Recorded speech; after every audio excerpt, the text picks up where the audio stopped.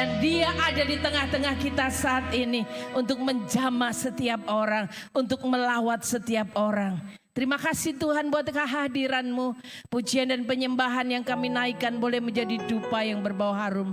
Karena kami rindu satu hal, kami hanya meninggikan nama-Mu saja. Sebentar kami akan mendengarkan sebagian dari firman-Mu. Urapi hamba-Mu dengan urapan khusus dari surga, biar setiap firman yang kami sampaikan tidak akan pernah kembali sia-sia. Tapi firman itu akan bekerja menguatkan, memimpin hidup kami, bahkan mengubahkan hidup kami. Sehingga pulang dari tempat ini kami semua lebih dari pemenang. Kami sambut kebenaran firman-Mu hanya di dalam satu nama, di dalam nama Tuhan Yesus Kristus. Semua yang percaya dan siap mendengar firman, sama-sama katakan amin. Silakan duduk. Apa kabar semuanya? Yesus kita yang luar biasa, amin.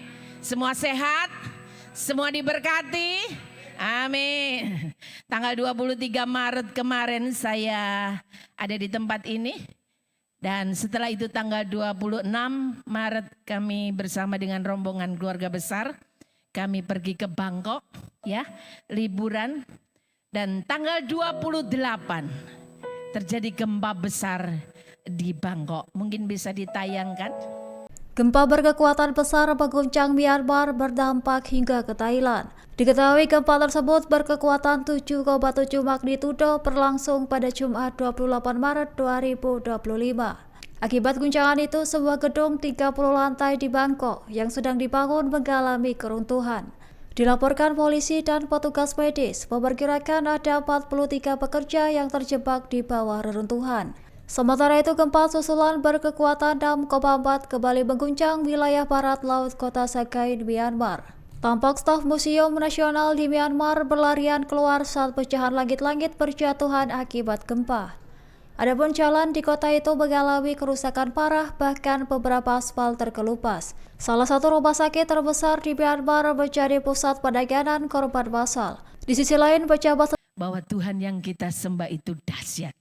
Kalau saya boleh berada di tempat ini, saudara boleh berada di tempat ini, semua karena anugerah Tuhan, amin.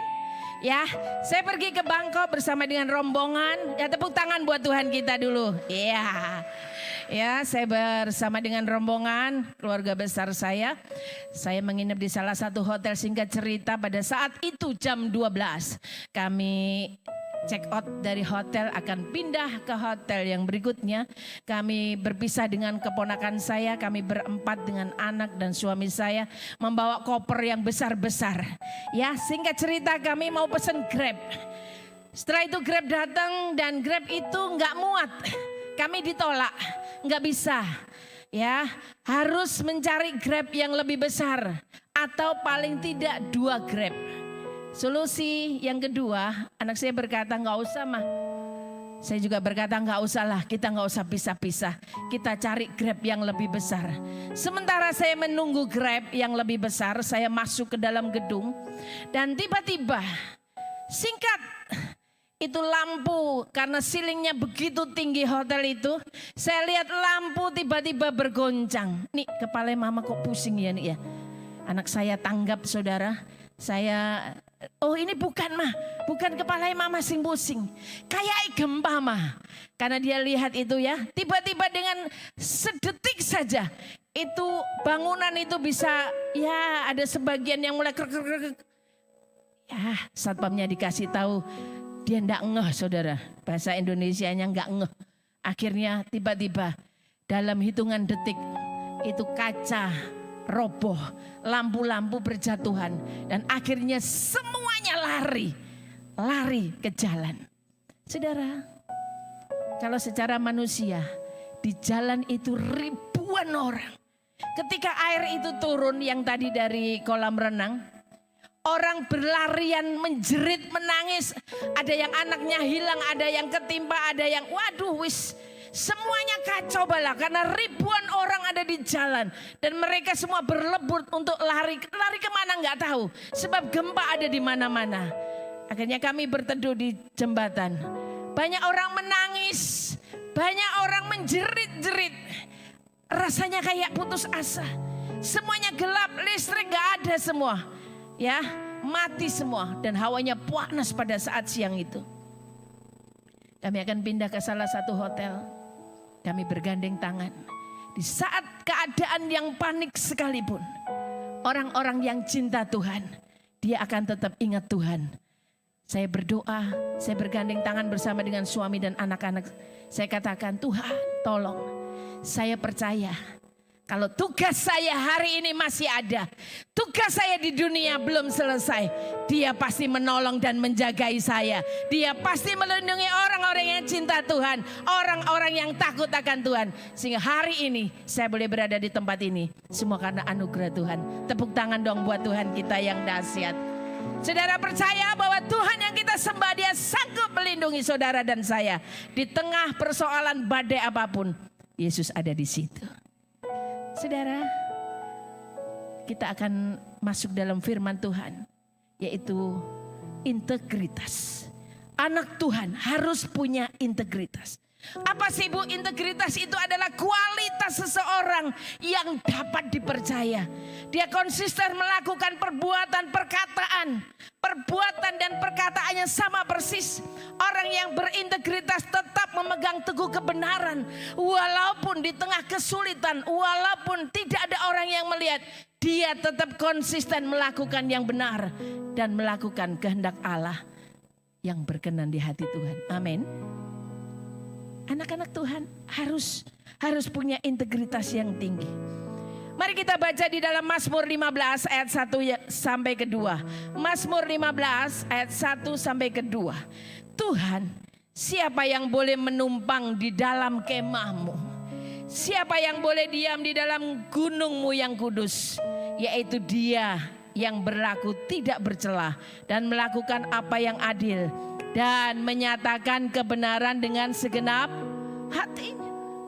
Orang-orang yang cinta Tuhan, orang-orang yang berkenan kepada Allah adalah orang yang tidak hanya mengasihi Allah cuman lewat ucapan bibirnya saja, hanya lip service saja, no. Tetapi orang-orang yang sungguh-sungguh mencintai Tuhan, dia pasti akan mempraktekkan firman Allah.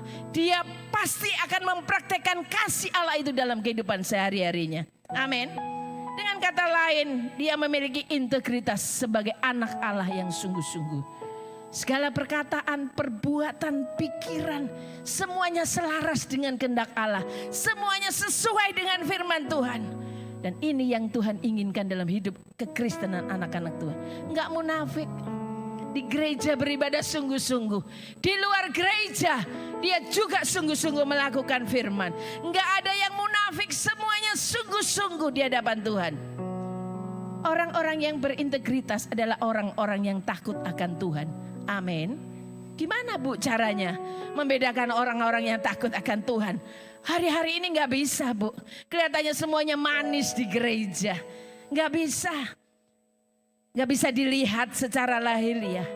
Tapi ketika bagaimana reaksi orang itu ketika menghadapi masalah, orang itu pasti akan kelihatan aslinya. Ketika menghadapi persoalan badai hidup, orang itu pasti akan kelihatan dari apa yang keluar dari mulutnya. Apakah dia mengucap syukur dalam segala keadaan? Apakah dalam masalah persoalan dia tetap berkata Yesus itu tetap baik? Apakah dalam persoalan penyakit atau masalah ekonomi dan lain sebagainya, dia tetap percaya bahwa Allah yang dia sembah adalah Tuhan yang dahsyat dan ajaib? Ataukah dia bersungut-sungut, waduh seandainya aku gak pergi ke bank kok gak akan terjadi seperti ini. Seandainya aku gak begini gak akan pernah terjadi seperti ini. Seandainya orang itu gak berbuat seperti ini aku gak akan bangkrut. Seandainya dan seandainya. Tapi orang-orang yang cinta Tuhan, dia tidak akan pernah berkata seandainya. Tapi dia berkata sekalipun aku dalam lembah kekelaman sekalipun, tangan Tuhan pasti akan menolong aku. Sekalipun aku dalam lembah kegelapan sekalipun, dia tidak akan pernah meninggalkan aku. Sekalipun badai persoalan apapun, Tuhan tetap Yesus yang pasti menolong. Amin. Tepuk tangan dong buat Tuhan kita. Tepuk tangan paling meriah buat Tuhan yang dahsyat. Yes. Dalam setiap menghadapi masalah persoalan, apakah kita mengandalkan Tuhan sepenuhnya? Ataukah kita mengandalkan uang kita? Karena uang kita terlalu banyak. Ya, mengandalkan kekuatan kita. Orang-orang yang takut akan Tuhan pasti mengandalkan Tuhan. Dan saya percaya orang-orang yang tidak cinta Tuhan bisa menghalalkan segala cara. Menghalalkan segala cara. Apa saja dilakukannya, gak peduli apakah itu dosa atau menyimpang dari firman Tuhan. Gak masalah, yang penting duitnya banyak. Sampai terjadi bensin di oplos. Ya, tapi sekarang sudah menguap. Tapi orang-orang yang takut akan Tuhan punya integritas. Dia gak akan pernah goyah menghadapi masalah apapun. Amin. Dia gak akan pernah goyah menghadapi apapun. Karena dia tahu dan percaya bahwa penyertaan Tuhan itu luar biasa. Dan janjinya itu ya dan amin. Integritas bukan hanya soal kejujuran. Integritas adalah hidup yang konsisten. Konsisten antara iman dan perbuatan. Konsisten antara perkataan dan perbuatan. Anak-anak Tuhan yang sungguh-sungguh dia pasti akan konsisten. Saudara, kita akan baca di dalam Keluaran 1 ayat 15 sampai yang ke-21. Contoh Alkitab orang yang penuh integritas yang jarang sekali dikhotbahkan. Raja Mesir juga memerintahkan kepada bidan-bidan yang menolong perempuan Ibrani. Seorang bernama Sifra dan yang lain bernama Pua, katanya, apabila kamu menolong perempuan Ibrani pada waktu bersalin, kamu harus memperhatikan waktu anak itu lahir. Jika anak itu laki-laki, kamu harus membunuh. Tetapi jika anak perempuan, bolehlah dia hidup. Ini perintah raja. Tetapi bidan-bidan itu takut akan Tuhan dan tidak melakukan seperti yang dikatakan Raja Mesir kepada mereka dan membiarkan bayi-bayi itu hidup. Lalu Raja Mesir memanggil bidan-bidan itu dan bertanya kepada mereka, mengapakah kamu berbuat demikian, membiarkan bayi-bayi itu hidup? Jawab bidan-bidan itu kepada Firaun, sebab perempuan Ibrani tidak sama dengan perempuan Mesir, melainkan mereka kuat. Sebelum bidan datang, mereka telah bersalin. Maka Allah berbuat baik, ya ini lihat, Tuhan berbuat baik kepada orang-orang yang cinta Tuhan, orang-orang yang sungguh-sungguh kepada Tuhan. Allah berbuat baik kepada bidan-bidan itu dan bertambah banyaklah bangsa itu dan sangat berlipat ganda. Dan karena bidan-bidan itu takut akan Allah, maka Tuhan membuat mereka berumah tangga. Amin. Saudara, kalau kita baca ayat di atas, kita bisa melihat bagaimana kedua bidan itu sungguh-sungguh takut akan Tuhan. Sungguh-sungguh cinta Tuhan. Sungguh-sungguh hidup dalam firman Tuhan. Mereka lebih memilih menentang raja. Saudara, kalau mungkin saudara hari ini diperintah, ya cuman RT RW mungkin biasa ya. Tapi kalau yang memerintah, yang notabene penguasa nomor 1, Bapak Presiden. Saudara gak akan pernah bisa menolak dan berkata siap, laksanakan. Yes. Raja Mesir bukan orang sembarangan. Raja Firaun memerintah secara langsung kepada bidan itu dan berkata, kalau ada bayi Ibrani yang lahir laki-laki, kamu harus membunuh. Gak main-main saudara. Gak main-main dan gak bisa ditolak. Kalau zaman sekarang ya, perintah jabatan. Gak ada yang bisa menolak. Di TV ya kemarin kena. Ibu Sifra dan Ibu Puan ini luar biasa. Dia berani menolak dan dia tidak membunuh bayi laki-laki di Ibrani itu. Orang Ibrani, karena dia tahu persis. Ketika dia melanggar firman Tuhan. Ketika dia melanggar firman Tuhan yang hidup, dia pasti akan binasa.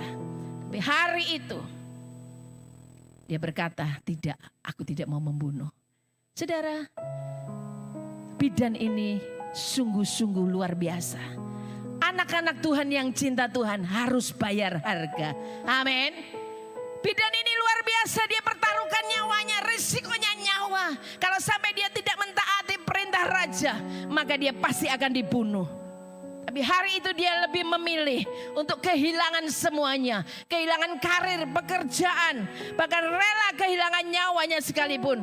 Karena dia lebih memilih takut akan Tuhan. Amin. Enggak gampang, enggak gampang.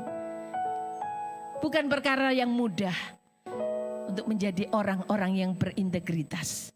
Firaun adalah gambaran dunia saat ini. Di mana kita tinggal di akhir zaman. Akan banyak ada tuntutan-tuntutan Firaun yang membuat kita gak bisa berbuat apa-apa. Yang membuat kita seringkali ya harus melakukan, tidak bisa diperhadapkan berbuat apa-apa. Nggak ada pilihan lagi. Gimana Bu, satu kantor semuanya korupsi. Bagaimana bisa saya tidak korupsi? Diperhadapkan oleh pilihan yang sulit. Saudara, keponakan saya ada di Polda dan dia berkata, waduh, sangat sulit. Sangat sulit karena di lingkungannya semuanya. Ya, saya nggak tahu ya. Tapi saya katakan satu hal. Kalau engkau cinta Tuhan, kalau engkau takut akan Tuhan, engkau harus bayar harga. Menjadi polisi yang cinta Tuhan, takut akan Tuhan. Amin. Dunia mungkin berkata biasa Bu, tipu-tipu dikit saja nggak apa-apa kan. Yang penting saya dapat untung. Pedagang tipu-tipu dikit kan biasa Bu. Zaman sekarang sudah biasa. Selingkuh sedikit-sedikit biasa. TTM biasa. Teman tapi mesra. Suatu hari saya pulang dari pelayanan. Ada salah satu suami istri. Dia tiba-tiba menghadap. Saya kenal baik. Tiba-tiba menghadap dan berkata, saya mau konseling. Saya pikir mungkin ada ya peristiwa apa. Singkat cerita, saya dikasih satu lembar kertas. Di dalam kertas itu ada meterai dan ada bolpen. Dia katakan, Bu, aku nggak sanggup, aku nggak mampu lagi. Aku nggak sanggup, bahkan aku nggak mau lagi. Tenang. Kenapa? Dia kasih itu pulpen, dia kasih kertasnya, dan ada meterainya, dan dia berkata, tolong ditulis, berkata kepada suaminya, tolong ditulis, seandainya kalau terjadi sekali lagi kamu selingkuh, maka kita pasti akan bercerai. Saya kaget. Saya sangat-sangat syok dan kaget. Kenapa? Karena saya kenal betul. Dia pemain musik. Ya, dia memberitakan firman dan lain sebagainya. Tapi dia berkata, ya suamiku selingkuh. Bagaimana bisa Bu? Setiap hari kami beribadah. Setiap hari kami gandeng tangan, malam kami mesbah doa, pagi kami berangkat bekerja. Dan kami berpisah. Dia selingkuh dengan orang lain. Bagaimana bisa? Saudara, jangan saudara anggap ketika orang yang berada di atas mimbar dan kemudian main musik, sorry ya kok baik ya. Enggak, di luar sana ada banyak orang. Iblis bisa merusak rumah tangga orang-orang yang cinta Tuhan. Kalau kita enggak sungguh-sungguh. Ya, pengikut-pengikut Tuhan, pengikut-pengikut Kristen harus bayar harga. Dan singkat cerita saya konseling, akhirnya enggak jadi bercerai. Saudara, anak-anak Tuhan yang berintegritas harus bayar harga. Amin. Harus berkata tidak kepada dosa. Karena firman Tuhan jelas katakan, siapa orang yang bisa masuk ke dalam kemahmu? Hanya orang-orang yang hidupnya kudus dan tidak bercelah. Sebab ketika kita tidak termasuk orang-orang yang kudus, orang-orang yang tidak berkenan kepada Allah, bukan orang yang berseru Tuhan, Tuhan yang akan masuk ke dalam kerajaan surga. Tetapi orang-orang yang melakukan kehendak Bapakku. Bukan orang yang berseru-seru Tuhan, Tuhan. Tapi Tuhan berkata, aku gak kenal kamu. Aku gak kenal kamu, hai kamu pembuat kejahatan. Tapi hari ini saudara dan saya boleh berada di tempat ini. Kita harus punya integritas. Orang-orang yang takut akan Tuhan, amin. Ada 3 ciri cepat saja. Ciri orang-orang yang berintegritas yang pertama. Orang yang berintegritas tidak cinta uang. Tidak cinta uang bukan berarti gak butuh uang. Semua orang pasti butuh Tapi orang-orang yang berintegritas saya pastikan tidak cinta uang. Firman Tuhan di dalam 1 Timotius berkata, akar dari segala kejahatan ialah cinta akan uang. Kita butuh uang, kita butuh makan, kita butuh keperluan segalanya dalam hidup ini. Tapi Tuhan berkata jangan pernah cinta uang. 2 bidan tadi luar biasa. Dia bekerja, dia butuh uang, dia perlu untuk makan. Tapi 2 bidan ini tidak pernah cinta uang. Kenapa? Karena dia rela membayar harga. Saudara, banyak di luar sana melakukan apa saja demi uang. Apa saja dia lakukan demi uang. Ya, asalkan semuanya bisa cepat kaya. Dia rela menghalalkan segala cara. Kemarin ketahuan ya, berita terakhir. Di rumahnya ada berapa? Uang cash 1 triliun. Tepatnya 920 miliar. Mungkin kalau di bank ada, mungkin ya teman-teman yang kaya-kaya punya duit, kalau saya enggak. Tapi itu cash. Penyidiknya sampai syok. Mungkin kalau saudara dan saya yang jadi penyidiknya bukan cuma syok. Semaput saudara. Lihat uang 920 miliar cash. Tapi akhirnya dia masuk ke penjara. Saudara, dengar baik-baik. Ketika kita tidak berbuat dosa, ketika kita cinta Tuhan sungguh-sungguh, percaya kepada Tuhan, mengutamakan Tuhan dan melakukan firman Tuhan, saya sangat yakin dan percaya Tuhan pasti akan memberkati saudara. Jangan pernah khawatir.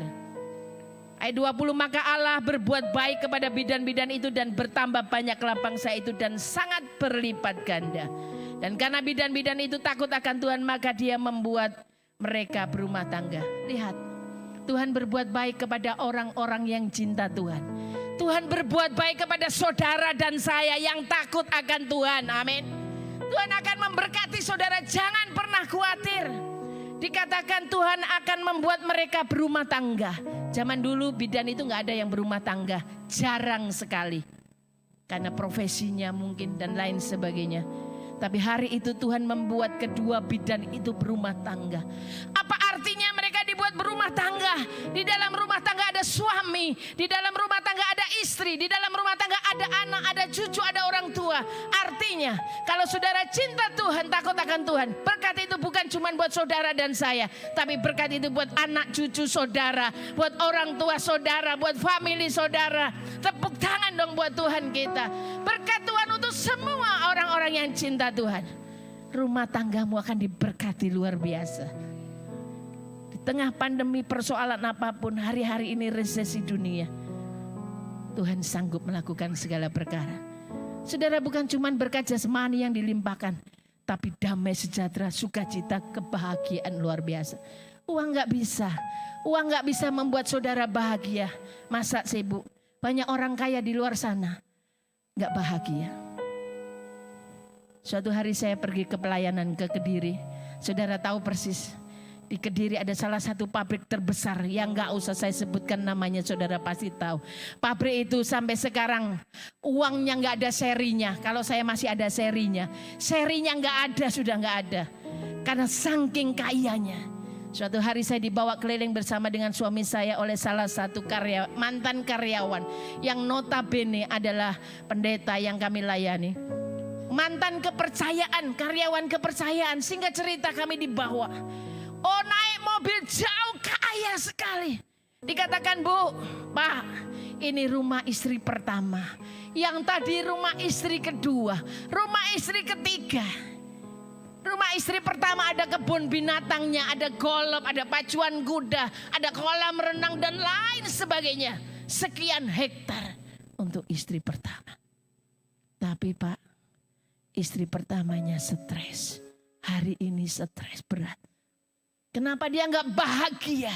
Ketika dia marah, dia kecewa, dia stres, dia putus asa. Di lubang-lubang kamarnya, dia buang uang ratusan ribu bahkan jutaan. Dia buang. Yang enak yang nemu duit, saudara, pasti berkata, lah iso stres terus saya ya. Duit ini bagi-bagikan. Saudara, uang gak bisa membuat saudara bahagia. Pilih mana? Saudara banyak uang tapi gak bahagia, atau saudara gak punya uang tapi bahagia? Pilih mana saudara? Enggak boleh semua.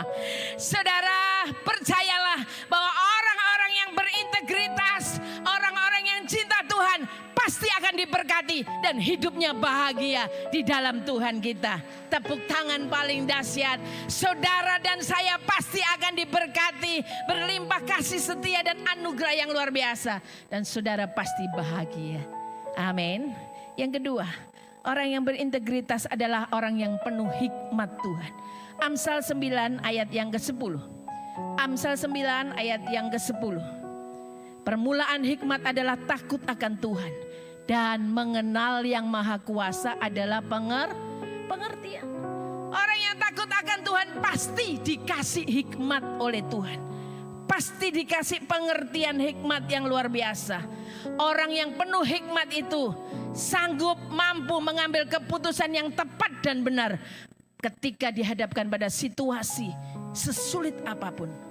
Ya, dikatakan ayat 18 tadi, lalu Raja Mesir memanggil bidan itu dan bertanya, kenapa enggak kamu bunuh?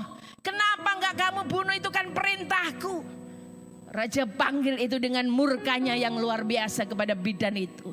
Dan bidan itu tahu ketika raja murka, cuman satu jawabannya, mati. Kalau bidan itu salah menjawab, maka bidan itu pasti akan mati dan dipenggal, mungkin. Saudara, tapi yang luar biasa, Tuhan kasih hikmat kepada kedua bidan itu. Sehingga bidan-bidan itu tepat jawabannya. Dan raja tidak bisa berkata apa-apa. Raja gak bisa berbuat apa-apa. Seringkali kita diperhadapkan oleh masalah situasi yang sulit. Yang membuat kita kadang-kala, waduh gak bisa ini. Gak bisa, pasti mati ini. Gak bisa lagi, semuanya masalah susah, sulit, gak ada jalan keluar. Tapi percayalah, orang-orang yang takut akan Tuhan, dia pasti mendapatkan jalan keluar yang terbaik. Orang-orang yang cinta Tuhan, di dalam Yesus pasti ada jalan keluar yang terbaik. Di dalam Yesus pasti ada masa depan yang luar biasa. Karena dia sanggup melakukan segala perkara. Suatu hari, beberapa tahun yang lalu, ya anak saya masih kecil waktu itu, masih SD sekolah. Pembantu saya yang lama ikut saya 10 tahun meninggal dunia. Tapi akhirnya kami mencari beberapa pembantu, kadangkala tidak cocok ya. Ada yang mencuri, ada lain sebagainya. Singkat cerita, kami direkom oleh salah satu pendeta yang di desa dan berkata, Bu, kami ada pembantu, ada ART, suami istri. Kelihatannya baik ya. Kalau kita direkom oleh terpercaya, apalagi Bapak Pendeta, pasti kita ya percaya. Singkat cerita, ada sepasang suami istri ini dibawalah ke kami. Kami lihat dia bekerja 1 bulan, 2 bulan. Oh, suaminya baik sekali. Istrinya baik, sopan sekali. Suaminya begitu sopan, begitu halus tutur katanya. Bekerja luar biasa, rajin sekali. Pagi-pagi sudah cuci sepeda motor, cuci mobil. Oh, begitu baik. Itu yang dilihat manusia. Tapi suatu ketika, tiba-tiba malam jam 2 kami mendengar ada suara berisik. Dan akhirnya ada pintu dibuka. Sehingga cerita kami gak tahu, saya pikir pembantu saya mungkin keluar. Dan pagi-pagi benar, suaminya mulai bersiap-siap untuk pergi ke kantor, ke pabrik kami, karena saya rekrut menjadi karyawan di pabrik. Singkat cerita, pagi itu istrinya tiba-tiba datang bersimpuh di bawah kaki saya dan menangis sejadi-jadinya. Saya katakan, kenapa ada apa? Bu, saya mau mengatakan sesuatu yang hari-hari ini membuat dada saya sesak. Yang ibu gak pernah tahu apa yang terjadi. Kemarin malam jam 2 saya diseret ke depan. Kami bertengkar hebat. Saya akan dibunuh, Bu, oleh suami saya. Ya, saya kaget setengah mati. Kok bisa? Ceritakan kenapa. Ibu tahu, selama ini suami saya menjadi seorang DPO. Saudara tahu DPO? Daftar pencarian orang. Karena dia baru saja beberapa bulan yang lalu di luar pulau, dia mengadakan perampokan yang besar dan dia hari ini dicari-cari oleh polisi. Oh, saya kaget setengah mati. Saya katakan, Tuhan, tolong, apa yang harus aku perbuat? Anak saya setiap hari pulang sekolah pasti bersama-sama dengan kedua pembantu saya ini. Ya, tapi Tuhan berikan hikmat yang luar biasa. Saya katakan, cepat bawa semua barang-barangmu. Cepat bawa semua surat nikah dan lain sebagainya. Seolah-olah kamu minggat keluar dari tempat ini tanpa pamit. Kemudian saya pergi. Saya kasih waktu 1 jam. Saya baru berangkat ke pabrik dan berkata, telepon coba. Telepon pura-pura telepon kepada kantor. Dan katakan bahwa pembantu saya yang ada di rumah itu minggat keluar dari rumah. Singkat cerita, suaminya dikasih tahu. Dan akhirnya suaminya pergi terburu-buru. Dia mau membawa sepeda motor. Suami saya ingat, sepeda motor digowo hilang pisan itu nanti. Ya, akhirnya diantarkan ke rumah. Selama perjalanan, matanya merah, marah, luar biasa. Dia seperti ada sesuatu, siapa yang membocorkan ini.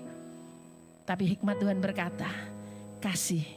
Kamu tegur dengan kasih, katakan dengan lemah lembut bahwa dia, istrinya sudah meninggalkan, mungkin karena bertengkar dan lain sebagainya. Semua kunci-kunci gembok semua diganti oleh suami saya. Dan sampai hari ini dia tidak kembali. Saya percaya kalau bukan Tuhan yang kasih hikmat, kalau bukan Tuhan yang memberikan sesuatu yang terbaik buat orang-orang yang cinta Tuhan, saya gak akan pernah selamat. Mungkin ada pencurian, perampokan, bahkan pembunuhan. Tapi hari itu Tuhan selamatkan orang-orang yang cinta Tuhan. Tuhan selamatkan orang-orang yang berintegritas. Tepuk tangan dong buat Tuhan kita. Dia sanggup melakukan segala perkara di tengah kesesakan sekalipun.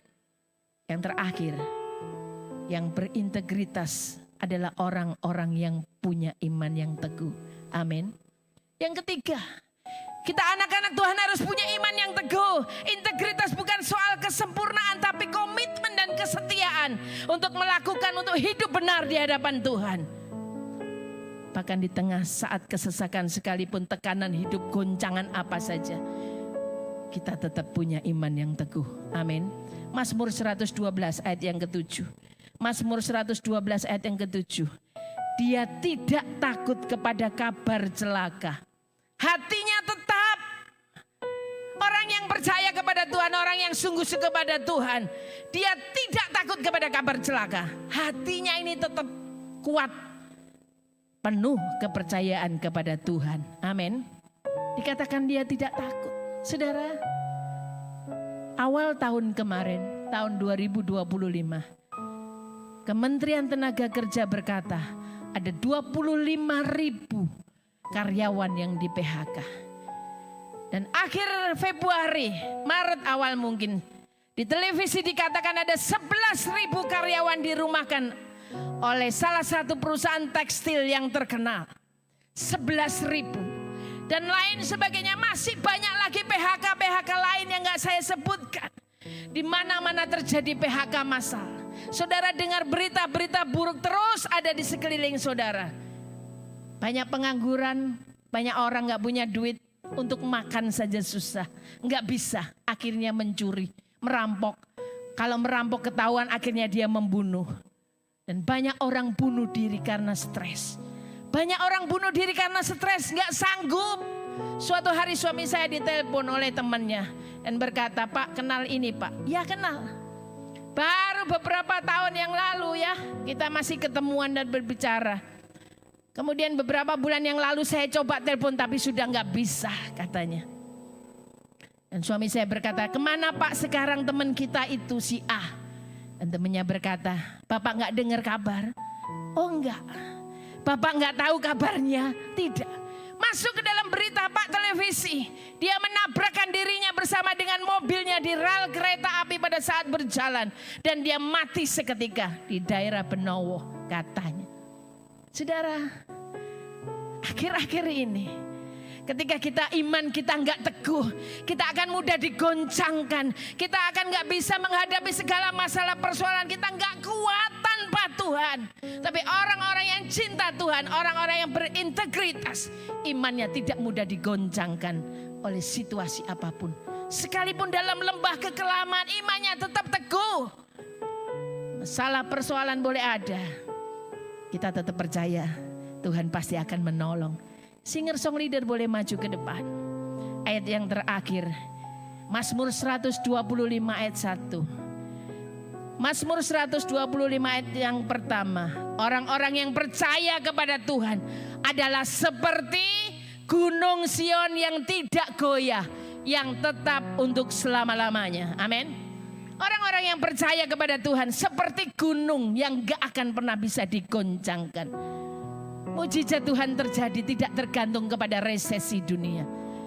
Mau ada resesi, mau dolar naik, mau dolar turun, mau emas naik, mujizat Tuhan tetap bisa terjadi. Amin. Mujizat Tuhan tidak tergantung kepada ekonomi perang dagang Cina dan Amerika. No, mujizat Tuhan tetap bisa terjadi.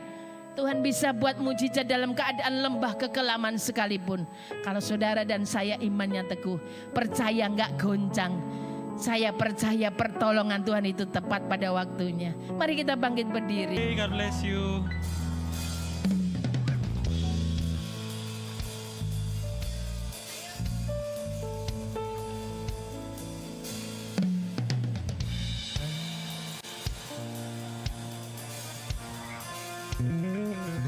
Waduh, hanya kau milikku di surga.